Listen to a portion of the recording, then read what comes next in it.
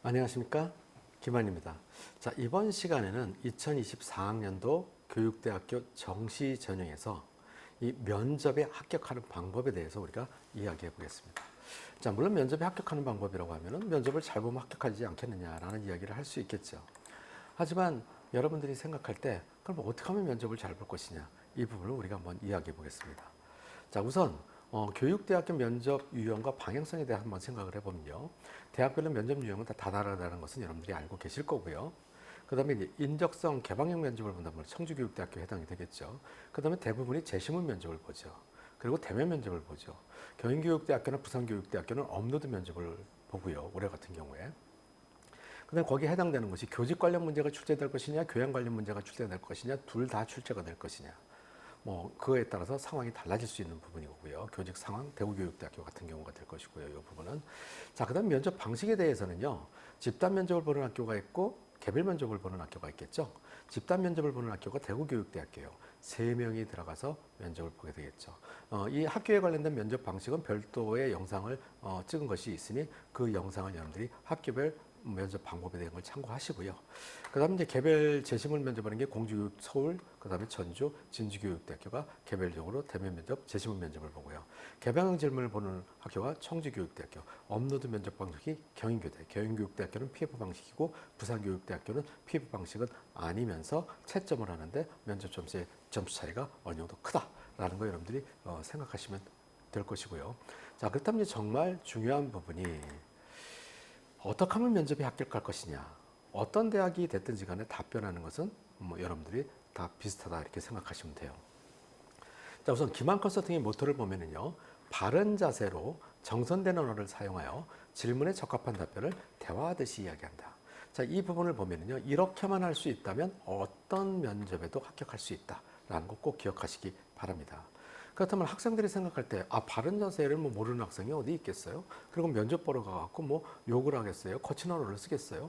이렇게 생각하는 학생들 분명히 있습니다. 자, 이 부분에서 여러분들이 유념해 두셔야 될 것은 뭐냐면요.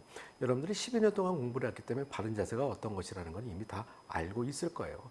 예를 들면 면접을 보러 가서 정중하게 인사를 드리고 교수님이 앉으라고 하면 앉은 다음에 교수님을 쳐다보면서 교수님이 이야기한 것을 공손하게 이야기하면 된다. 자, 이런 것들을 모르는 학생들은 없겠지만 그런 과정에서 여러분들이 실수하는 것들이 나와요. 바른 자세의 예를 한 가지만 들어준다면요. 여러분들이 교수님이 질문을 할 때 교수님의 눈을 쳐다보고 답변을 하는 과정 속에서 답변을 잘 못하겠거나 아니면 돌발 질문을 받았을 때 그것이 무슨 내용인지 잘 모르거나 할 때, 아니면 또 제시문 면접을 볼 때 여러분들이 제시문을 자꾸 쳐다보고 이야기를 한다거나 그래서 시선이 흐트러집니다. 물론 제시문 면접을 할 때 제시문을 봐야 될 시간에는 짤막하게 보고 그 다음부터 답변을 할 때는 교수님의 눈을 쳐다보고 얘기해야 되는데 자신이 없는 학생들 같은 경우에는 천정을 본다거나 아니면 바닥을 본다거나 아니면 다른 데를 쳐다보면서 아니면 또 불필요한 행동을 하겠죠. 안경테를 만진다거나. 자, 이런 불필요한 행동을 하는 것이 바른 자세에서는 감전 요소가 될 수 있다라는 부분 여러분들이 꼭 기억하시기 바라고요. 이것 외에도 한 5가지 정도를 또 여러분이 유념해서 연습을 해야 될 부분들이 있습니다. 자, 그 다음에 정선된 언어라고 하는 것은 이 부분도 여러 가지가 있겠지만 지금은 이제 정규 수업 시간이 아니니까 핵심 부분만, 일부 부분만 말씀을 드리게 된다면 정선된 언어에서 교수님들이 귀에 거슬리는 부분들이 있다는데 대표적인 것이 줄임말을 사용하는 것이라고 합니다. 여러분들이 문자를 많이 하고 하다 보니까 줄임말이 익숙해요. 익숙하다 보니까 줄임말들을 많이 사용하게 되죠. 고등학교 시절에 얘기를 할 때 창체 시간이라든지 아니면 아르바이트를 알바라고 하든지 창체 아니고 창의적 체험 활동이죠. 이것 외에도 여러분들이 실수로다가 줄임말을 쓰는 경우들이 많이 있어요. 실수라기보다는 그게 더 익숙한 것이겠죠. 자, 이런 것들은 교수님들의 귀에 거슬리고 또 교수님에 따라서는 이런 부분들의 표현력이 부족한 학생이다라고 평가할 수도 있겠죠. 태도 점수에서요. 자, 이것도 여러분들이 유념하시기 바라고요. 질문에 적합한 답변 학생들이 가장 어려워하는 부분 중에 한 가지죠. 가장 어려운 부분이라면 뭐냐면요. 그 질문에 맞는 요구하는, 다시 말해서 그 질문에 대해서 교수님이 듣고 싶은 이야기를 해야 되는데 많은 학생들이 본인이 하고 싶은 이야기를 한다는 것이죠. 심하면 동문서답을 하는 학생들도 있죠. 자, 이런 경우에는 좋은 점수를 받을 수가 없다. 이 적합한 답변이 매우 중요한 부분이기도 하지만 평가 영역에서 보면은 여러분들의 표현력이나 또는 태도 부분에 있어서 논리적으로 적절하게 답변할 수 있느냐라는 부분에 있어서도 적합한 답변의 평가 항목이 될 수 있다는 거예요. 그러니까 내용적인 측면에서도 적합해야 되지만 논리적으로 답변하는 부분에 있어서도 여러분들이 인과관계가 맞게 답변을 해야 된다는 것. 자, 이 부분도 굉장히 중요한 부분이고요. 그 다음에 대화하듯이는 제가 말씀드린 거는 어떤 이유이냐면요. 면접 중에서 가장 좋은 면접은 교수님하고 대화를 하고 나오는 것이다. 자, 이 부분 시험을 보는데 어떻게 그렇게 합니까? 그러니까 긴장하지 말고 편안하게 이야기하라는 것입니다. 자, 이렇게 해서 이 네 가지를 여러분들이 잘 이 숙지해서 이야기할 수 있다면 면접에 합격할 수 있다는 것이고요. 자, 많은 부분의 연습이 필요하겠죠. 자, 그 다음에 그럼 이제 논리적인 답변이라고 하는 것은 어떻게 하면 논리적인 답변이 될 수 있는 것이냐. 이 부분은 여러분들이 다 알 수 있을 거예요. 두 가지로 얘기해야 된다. 자, 이 부분은 뭐 여기저기서 여러분들이 많이 들어야 되고 단답형을 피해야 된다. 자, 이런 것들 여러분들 많이 들었을 것입니다. 자, 만약에 뭐 교육대학교에서 교수님이 어떤 추가 질문이나 아니면 또 개방형 질문 학교 같은 경우에 질문을 받았을 때 그 질문에 대해서 단답형으로 얘기한다면 예, 아니요 라든가 아니면 뭐 때문입니다. 짤막하게 얘기한다면 좋은 점수를 받을 수가 없겠죠. 그러니까 주장만 하는 것은 피하라.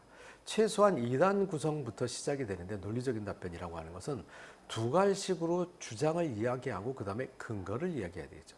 저는 이 부분에 대해서는 아니면 교수님이 질문한 부분에 대해서는 이러이러하게 생각합니다. 아니면 제시문의 문제에 나와 있는 항목에 대해서 이 부분에 대해서 저는 이러이러하게 생각합니다. 그렇게 생각하게 된 이유는 이러이러한 근거가 있기 때문입니다. 라는 부분에서 근거를 여러분들이 분명히 이야기를 해야 된다는 것이죠. 여기까지만 얘기를 해드려도 논리적인 답변이라고 될 수 있는데 특히 정시 면접 같은 경우에는 청주교육대학교를 제외한 대부분의 교육대학교가 어떻게 제시문을 활용하게 되겠죠. 제시문을 활용해서 대답을 하게 된다면 여러분들이 짧은 시간에 대답하기는 쉽지 않은 내용이에요. 자, 그러다 보니까 이걸 논리적으로 말하기 위해서는 여러분들이 5단 구성에 입각해서 이야기를 하는 것을 저는 이제 소개를 해드릴 거고요. 그 이외에 또 다른 방법을 하는 방법들도 있습니다. 물론 현장 수업에서는 이런 방법까지도 여러분들이 연습을 하겠지만 이번 시간에는 5단 구성에 대한 부분만 간략하게 말씀을 드리겠습니다. 자, 예를 들어 갖고 여러분들이 3단 구성을 한다면 저는 이 부분에 대해서 이러이러하게 생각합니다. 왜냐하면 이런 이유가 있기 때문이다를 이야기하고 그래서 저는 이런 결론에 도달했습니다. 라고 해서 3단으로 이야기할 수 있을 것이고요. 4단이라고 한다면 물론이라는 부사어를 사용해서 반론을 미연에 방지하는 것이죠. 저는 이런 부분에 대해서 이러이러하게 생각합니다. 왜냐하면 이러이러하기 때문입니다. 물론 이러한 경우에 이런 문제점이 발생될 수도 있습니다. 따라서 저는 이렇게 생각합니다로 갈 수도 있을 거예요. 하지만 제일 좋은 방법은 5단 구성이니까 더군다나 제시문에 대해서는 답변이 어느 정도 길어야 되니까 5단 구성을 활용하는 부분에 있어서는 여러분들이 연습을 한다면 좋은 답변이 될 수 있을 거라고 생각해요. 5단 구성에 대한 것만 천천히 다시 한번 이야기를 해보겠습니다. 저는 이 부분에 대해서는 이러이러하게 생각합니다.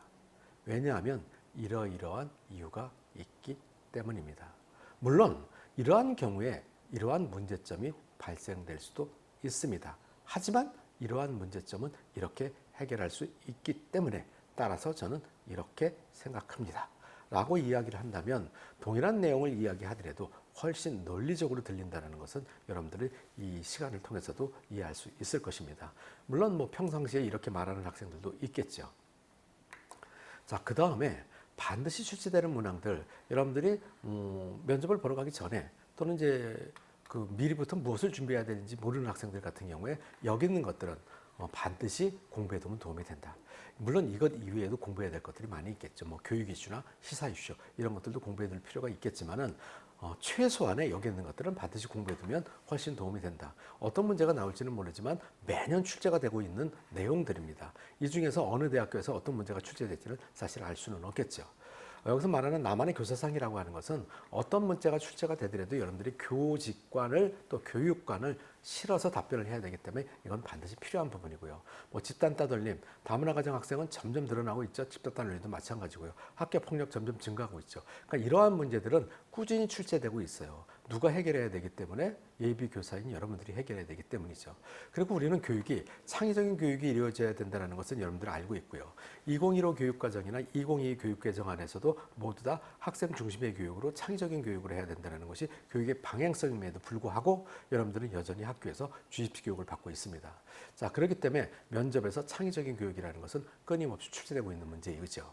자, 교육 방법에 대해서는 초등학교에서 이미 시행되고 있는 교육 방법들이에요. 인성교육, 통일교육, 독도 코딩 등등 AI 교육 많이 대두되고 있죠. 안전교육, 환경교육, 민주시민교육, 장애이해교육, 생명존중교육도 포함되겠죠. 이러한 교육들이 초등학교에서 이미 시행되고 있는 교육들이기 때문에 제시문이나 아니면 또 교육 상황이나 아니면 또 어떠한 개방형 질문에서 이런 것들을 얼마든지 질문의 사안으로 나올 수 있다는 것입니다. 자, 그렇기 때문에 이런 것들에 대해서는 여러분들이 꼼꼼하게 미리 준비를 해놓는다면 좋은 답변을 준비할 수 있을 것이고요. 공부를 할 때 여러분들이 주의할 것이 있습니다. 여기서 이제 방향성에 관련된 부분인데요. 무턱대고 이런 관련 문제가 나왔을 때는 나는 이렇게 준비해 놓을 거야 라고 하면 그것이 과연 좋은 답변이 될 수 있는지에 대해서는 여러분들이 생각을 해보시기 바랍니다.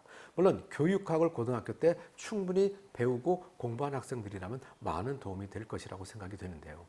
예를 들자면 우리나라는 학교폭력 무관용 정책을 시행하고 있는데요. 무관용 정책을 시행하고 있는 나라가 미국과 일본과 더불어서 대한민국이 있죠. 그런데 아이러니하게도 무관용 정책을 쓰는 나라들은 모두 다 학교 폭력이 증가하고 있다는 것입니다. 작은 사안에 대해서도 용서하지 않고 처벌할 것이다. 그런데 학교 폭력은 점점 증가하고 있다. 그러면 그게 과연 올바른 교육이냐? 독일을 비롯한 북유럽 국가들은 관용 정책을 쓰고 있는데 관용 정책을 씀으로 인해서 학교 폭력이 점점 줄어들고 있다. 그렇다면 교육자 입장에서는 우리나라 교육에 있어서 우리나라는 정책 자세에서는 무관용 정책을 쓰고 있지만 교육자 입장에서는 무관용 정책을 쓰는 것이 바로 옳은 것이냐? 아니겠죠. 자, 그렇다면 학교폭력 예방교육은 어떤 방향성을 가져야 되냐? 또 학교폭력이 발생됐을 때 그거에 대해서 처방할 때는 어떤 방향성을 가지고 가느냐? 자, 이런 부분에서 여러분들이 꼼꼼히 올바른 방향성을 가지고 공부할 필요가 있겠죠. 지금 이제 이거는 정식 강의가 아니기 때문에 길게 얘기할 수 없어서 간략하게만 제가 말씀을 드리는 거고요. 다문화 가정 학생 같은 경우에도 이 관련 문제가 출제됐을 때 많은 학생들이 다문화 가정 학생은 틀린 것이 아니라 다른 것입니다. 그러니까 다름을 존중하는 교육을 시키면 됩니다라고 이야기를 하는 것이 방향성이라고 볼 수도 있겠지만 물론 다원성을 존중한다는 부분에 있어서는 그 방향성이 맞을 수 있습니다. 하지만 교사의 입장에서 다문화 가정 학생 같은 경우에도 어떻게 교육을 시켜야 되느냐 했을 때 다문화주의에 입각한 교육이라든가 아니면 다름이 아닌 같음에 초점을 둔 교육을 시켜야 된다. 이 방향성을 잘 잡고 답변을 해야 된다는 것입니다.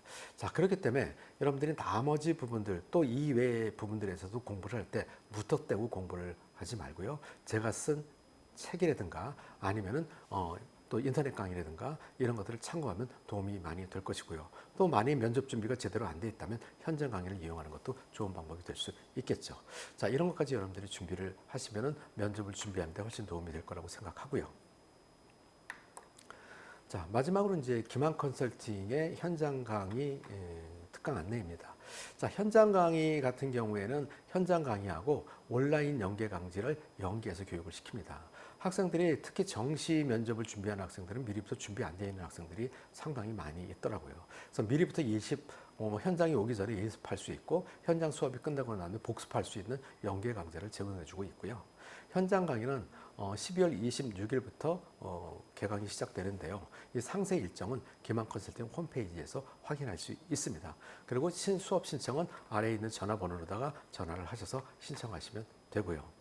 자, 그 다음에 이제 현장 강의 오기가 좀 불가피한 학생들 같은 경우에는 인터넷 강의를 이용하는 방법도 있습니다. 기만 컨설팅 홈페이지에서 인터넷 강의를 그냥 구매하셔서 바로 수강하실 수 있습니다.